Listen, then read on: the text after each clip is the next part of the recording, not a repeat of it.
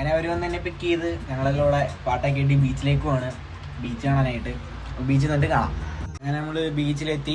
തിരമാല അടിച്ചുകൊണ്ട സമയത്താണ് നമ്മുടെ തൊട്ട് മേളിൽ കൂടെ എയറോപ്ലെയിൻ, അത് വിമാനം പോകുന്ന നമ്മളിത് കണ്ടത്. ബീച്ചിന്റെ സൈഡിൽ അധികം നേരം നിൽക്കാൻ പറ്റത്തോണ്ട് നമ്മൾ നേരെ കാറിൽ കയറി പാട്ടൊക്കെ കേട്ട് ചില്ലടിച്ച് അങ്ങനെ നമ്മൾ നേരെ ലുലു മോളിലെത്തി. ഇവിടെ എത്തിയ ഒരു കാരണമുണ്ട്, അതിപ്പോൾ ഞാൻ വഴിയെ പറയുന്നതാണ്. ഇത് നമ്മുടെ സ്വന്തം ഇവിടെ നേത്രയുടെ ബർത്ത്ഡേ ആണ്.